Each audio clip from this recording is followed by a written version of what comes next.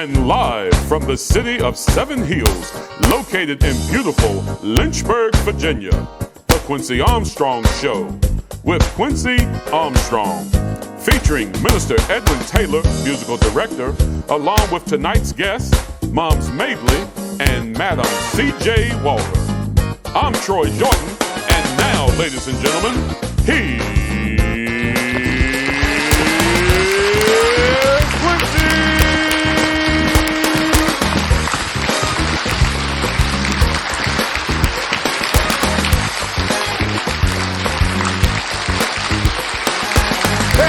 You like that, didn't you? Woo.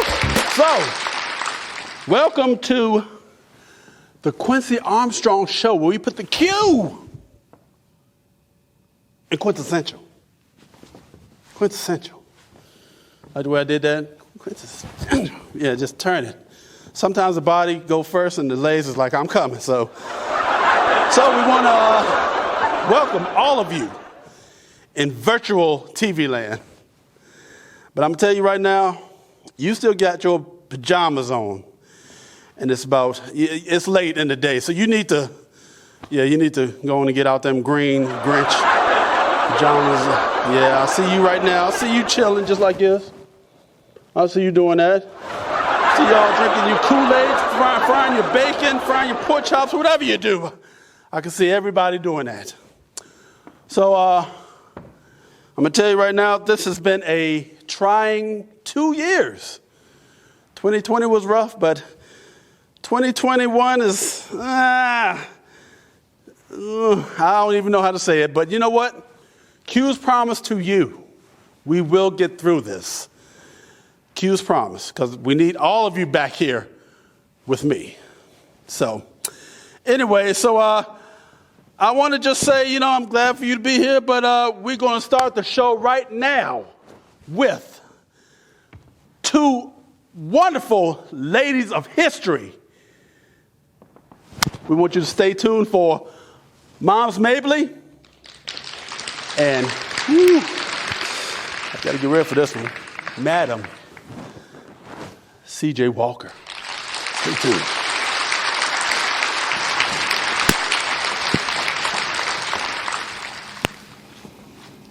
Hello, my little darlings. But to be politically correct, maybe I should say, how you doing? Moms usually have a slogan she have for her children so they can use it for the rest of the week. And guess what? Mom's got a new one for you. Mom's slogan today is, ain't none jumping but the peas in the pot. And they wouldn't be jumping if the water wasn't hot. Talk about hot. Those of you who know moms like her young men. Old man can't do nothing for me, but show me where a young man is. But I have to admit, I was married to an old man one time and he died. Thank goodness. I'm gonna tell you, it's hard back in them days. But the winter time was coming on.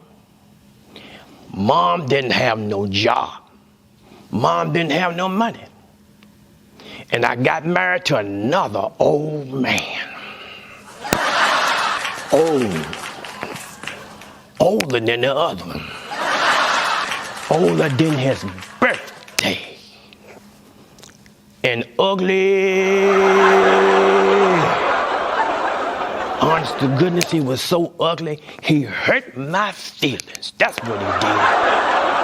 I got to the point I said, look, we got to sit down and have a talk. One of us got to die because I can't put up with much more of this. He said, okay, honey, I'll sit down and talk with you. He had the nerve to ask me, he said, where would you find another man like me? I said, in the graveyard. He said, what would you do if I was to die? I said, laugh. I remember when we got married, He was coming out to church. Somebody threw a handful of rice at him and knocked him out. Sure enough, did. We went to his sister's funeral, and after the service, the minister came over and tapped him on the shoulder. He said, "How old are you, Pops?" He said, 91. Minister said, "Well, ain't no need in you leaving. You might as well just sit on back down. Just sit on back down." Tell your old man can't remember anything either. Case in point, there was this woman that called her husband at work, and she said, "Honey, when you get off of work tonight, will you go down to Walmart and pick me up a bra?" He said, "Yeah, honey, I'll do that." Well, it was late that night when he got off of work. By the time he got to Walmart, he forgot what he's supposed to pick up. But he remembered it was in the lingerie department.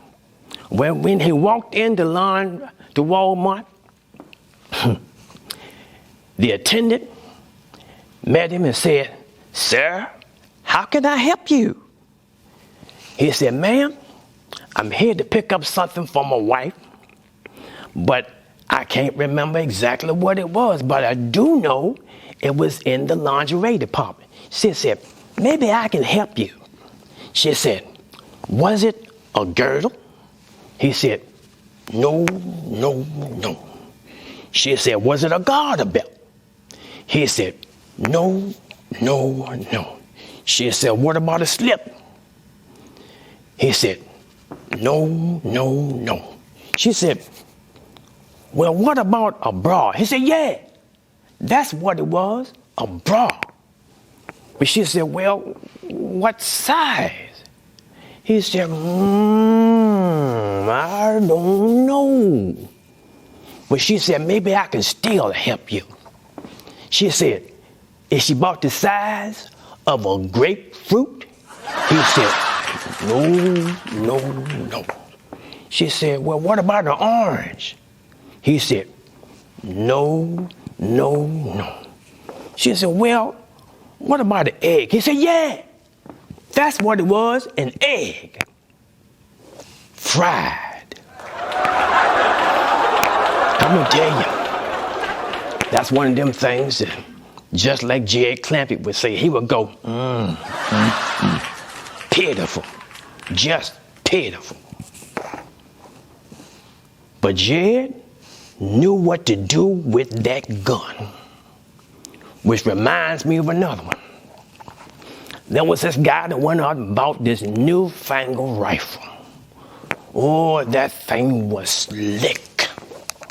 He went out hunting, went quail hunting as a matter of fact, but he couldn't find no quail.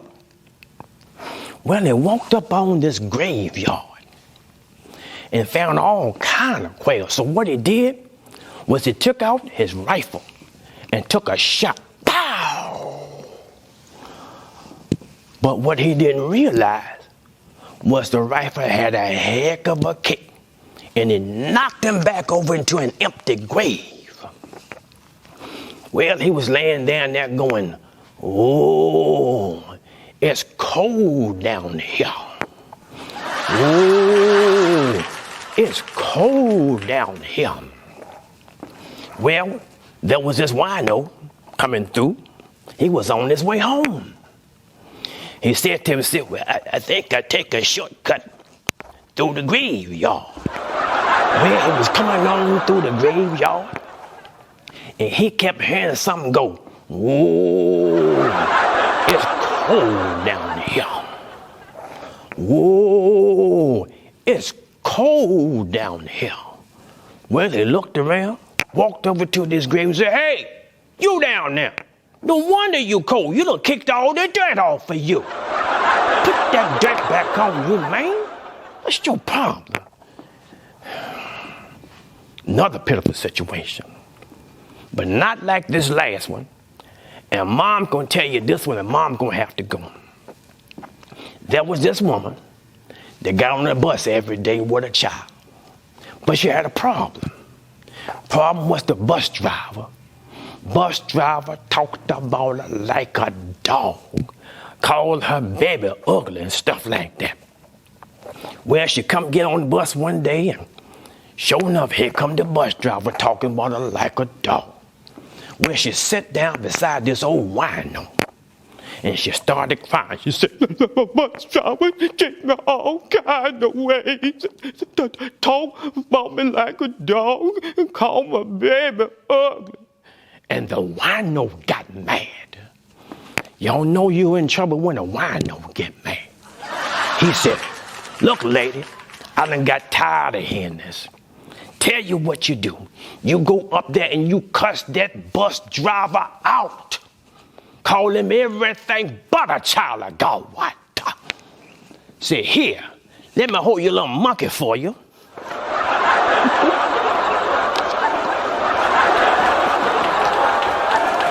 Well, that's all for moms. Talk to you another time, okay? I'll see you. Bye.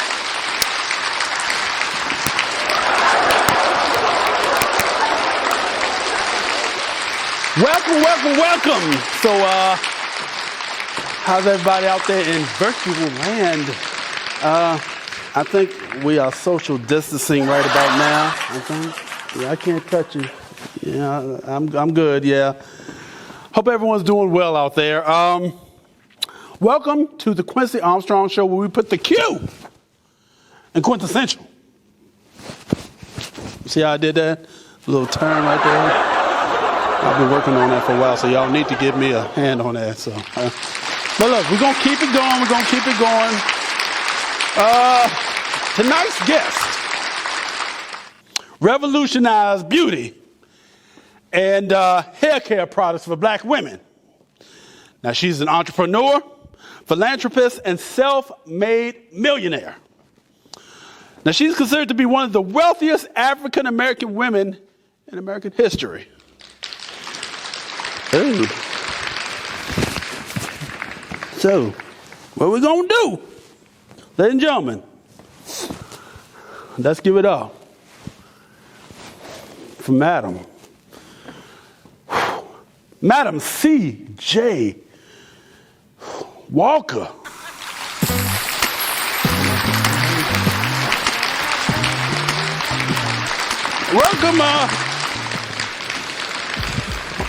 Welcome to Q's place, Miss Walker.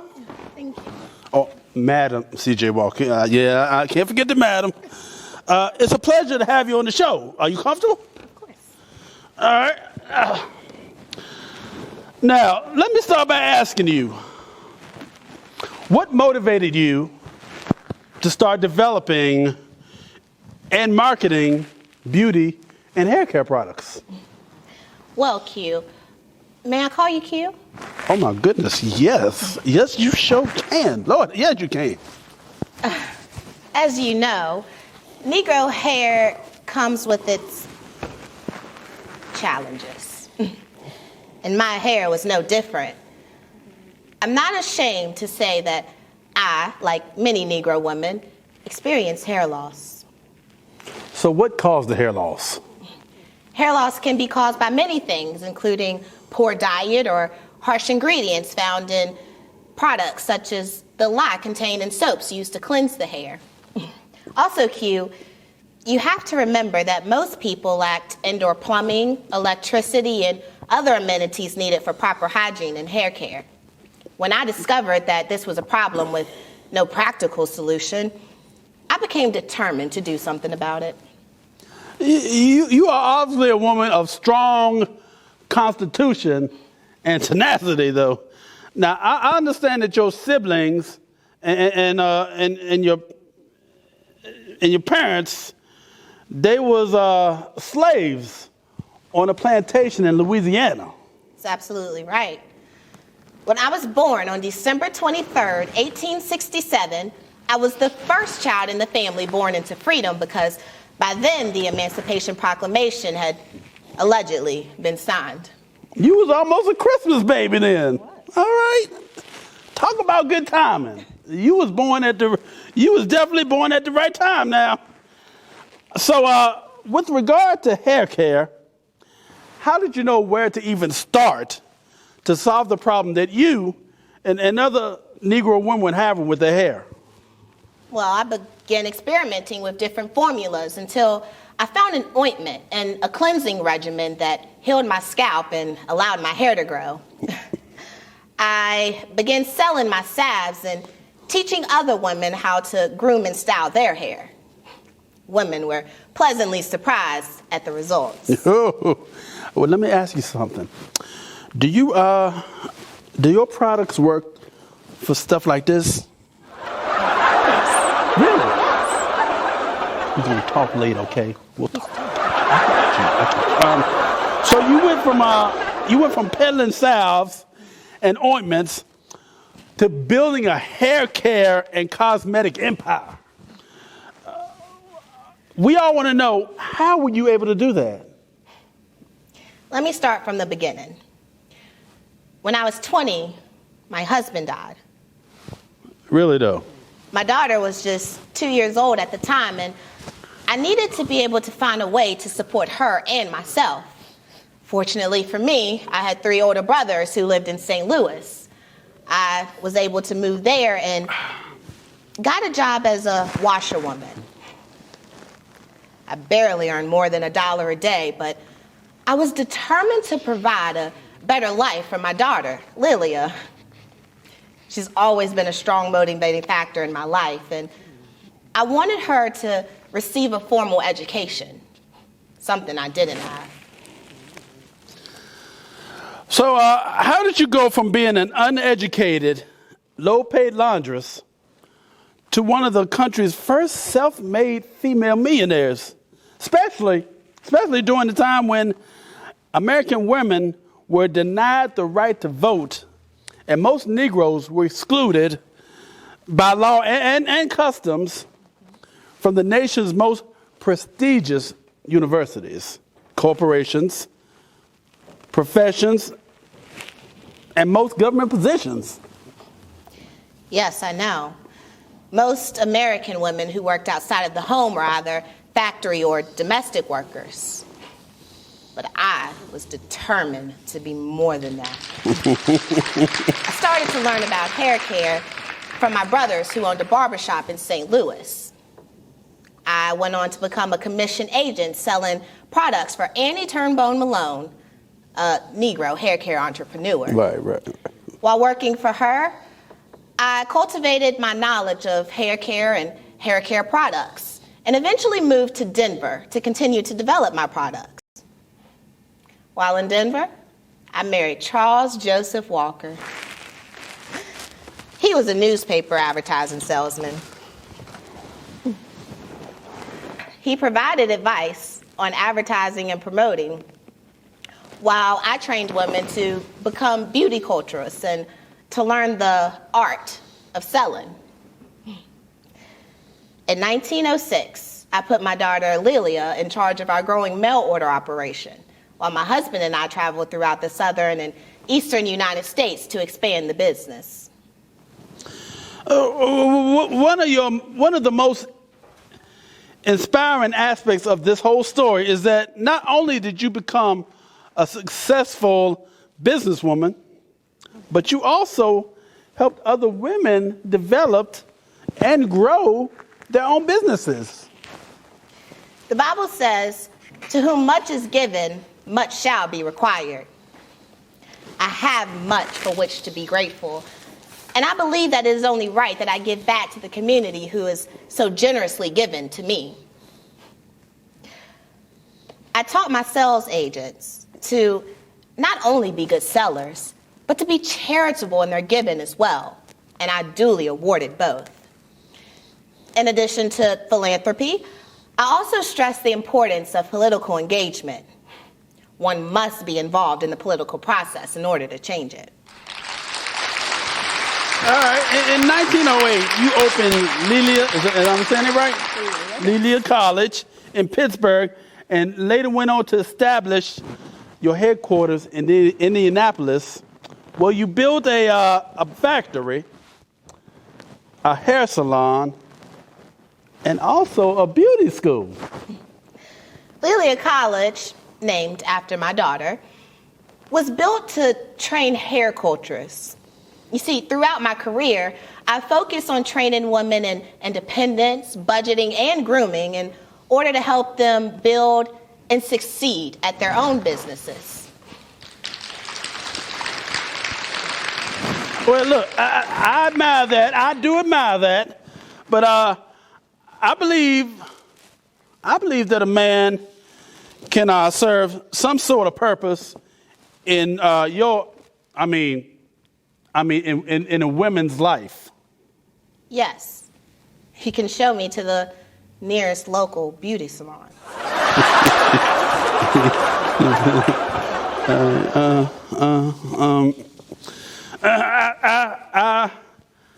I noticed that you refer to your students as hair culturists. Mm-hmm. Why is that? I'm glad you asked. I equate hair care to cultivating a lavish garden. The more you tend to it, the more beautiful and healthy it is. You have been a very, very busy woman. Now, in addition to the School for Hair Culturists, a salon, and a factory, you also established a research laboratory? I'm sure you have realized I'm not one to rest on my laurels. I'm always looking for ways to expand and grow my business, as well as improve on and develop new products. As a result, my business has expanded not only throughout the United States, but to Cuba, Jamaica, Haiti, Panama, and Costa Rica. Woo! What a success story that is. My goodness. Look, I do have a question for you, though. If you had to sum up in a few words the secret to your success, what would it be?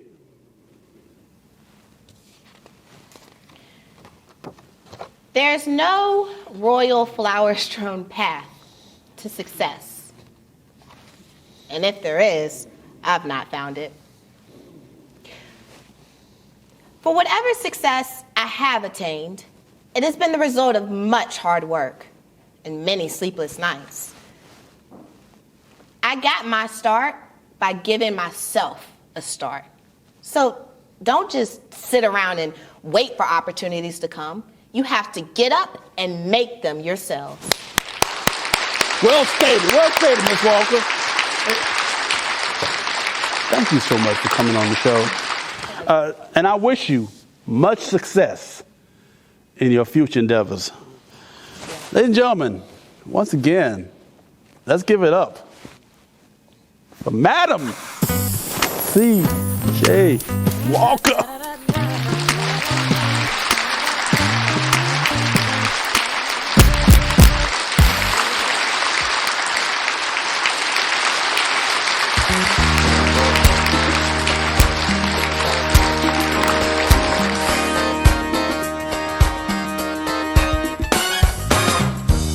For tuning into the Quincy Armstrong Show.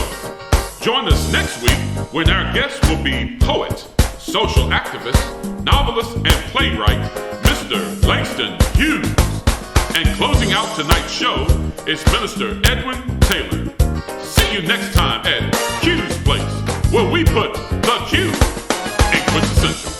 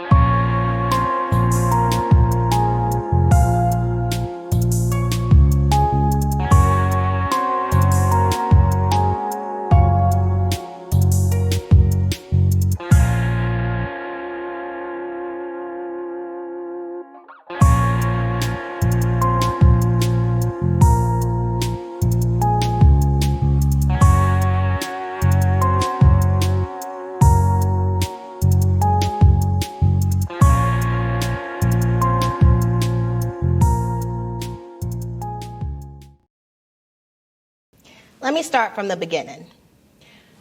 When I was 20, my husband died. Really, though? My daughter was just 2 years old at the time, and I needed to be able to find a way to support her and myself. Fortunately for me, I had 3 older brothers who lived in... Let me start from the beginning. When I was 20, my husband died. I was